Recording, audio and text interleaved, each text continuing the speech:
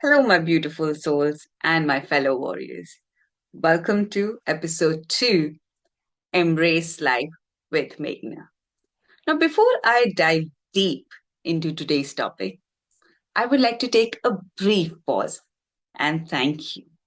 The outpouring of love, support, and connection after the first episode absolutely filled my heart.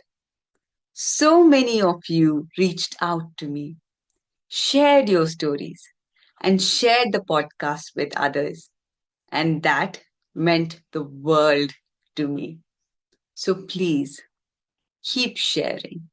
Send this to someone that you love and make sure you follow me on my YouTube, Instagram, and Facebook. Let's keep growing this powerful circle of support together. All right, let's get into something very real today. I want to take you back to the moment that split my life into two, before and after. The doctor's voice was flat. You have lupus. And just like that, the ground fell out from under me. No explanation, no support, just words. What did that even mean? I had so many questions going in my mind. Would I ever be able to hold my child again without pain? Would I ever be me again? I didn't know. But what I've learned since is what I'm sharing with you. I sat there in the cold, sterilized room. No one told me there were types of lupus. No one explained me how each type behaved differently. There were no roadmaps for me, just fear and confusion. So today, let's change that. Because the truth is, you deserve to know what you are up against. Knowledge won't make lupus disappear, but it will make you stronger, braver, and smarter in how you live alongside it. Here's what I wish I knew from day one. Lupus comes in four main forms, and understanding them can make all the difference. So, here are the four different forms of lupus. Number one, systematic lupus erythematosus, commonly known as SLE. This is the most common and, yes, the most serious. It comes and attacks your organs, joints, and even your mind. Globally, about 3.41 million people live with SLE. That's about 44 per 100,000 people. In the UK, cases have risen, now affecting about 107 out of 100,000 people. In India, it ranges from 14 to 16 per 100,000 people. And across the world, women are far more likely to be diagnosed with SLE, something many of us, including me, can deeply relate to. Number two, cutaneous lupus. Now, this type of lupus mostly affects the skin through rashes, lesions, or sun sensitivity. It's highly visible and can deeply affect your self esteem, which it did to me so many times, but it often goes unspoken. Number three, the drug induced lupus. Now, this form is triggered by certain medication. The hopeful news: most cases resolve completely once the medication is stopped. Number four, neonatal lupus. a rare condition that can affect babies born to mothers carrying certain antibodies. The good news, most babies recover fully and grow up healthy. But as a mother, just hearing those possibilities was enough to shatter something deep inside me. When I gave birth to my son, my heart expanded in ways I can't even describe. And like so many moms, naturally I started dreaming about growing our family, about giving him a sibling, watching them play together, and filling our home with even more love and laughter. But after my diagnosis, those dreams came crashing down. Doctors after doctors, gynecs after gynecs. The answer was always a firm yet a fearful no. Too risky, not advisable, not safe. And so, after months of hoping and praying and soul searching, I made the hardest decision of my life.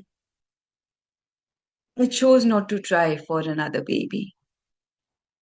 Unless you face this kind of crossroad, it's hard for me to explain what does it make you feel. It's not just about having another child. It's about grieving a version of the life that you thought was yours. It's about sitting quietly where the aches are unspoken, where you have to accept somehow that the lupus doesn't take your health. Sometimes it takes your milestones, your dreams, your imagined tomorrows. So if you're listening to me right now and you know this pain, whether it's about your family, your career, or anything else you've had to let go of, hear me. You're not alone in this grief.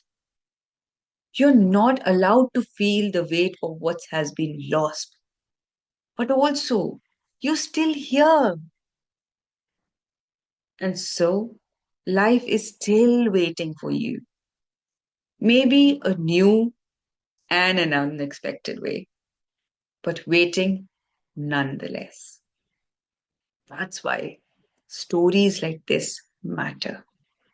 Because even when lupus steals the chapters from us, we still hold the pen. And then there are still so many beautiful pages ahead waiting to be written. Now, you may ask, why is this information about types of lupus really matters? Here's what people rarely say out loud. Lupus doesn't just attack your body, it attacks your confidence. It clouds your clarity. It hijacks your control. You question every single symptom of yours.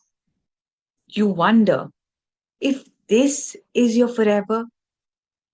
And when doctors only give you vague answers and ask you to do tests after tests, you're left spiraling. That's why knowing what you have is powerful, not for labels, not for pity, but for power.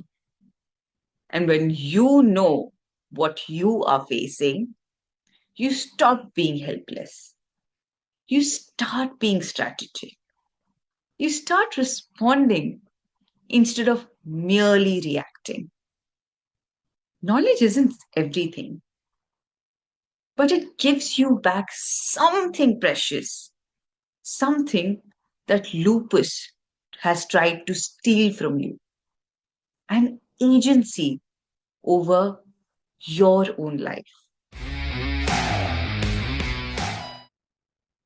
So you may ask, where do we go from here? You own your story, not with shame or fear, but with fierce honesty and radical self respect. Your body is not your enemy, it's your home. Learn your triggers, advocate fiercely, allow yourself the grace on hard days. And above all, remind yourself you are not broken, you're becoming. And here, in this community, you'll never walk this path alone. Coming to the end of this second episode, I would like to offer you, if this episode has got you any clarity, courage, or comfort, please share it with somebody who needs to hear it. And make sure you're part of our growing support circle. Please subscribe me on YouTube and hit the bell icon. Please follow me on Instagram as well as on Facebook. Follow for daily strength updates on my WhatsApp support group. All the links can be found in my description. Your support turns this into more than just a podcast. It makes it a movement. And so, until next time, just don't survive your diagnosis. Embrace life fully, fiercely, and freely. Lots of love.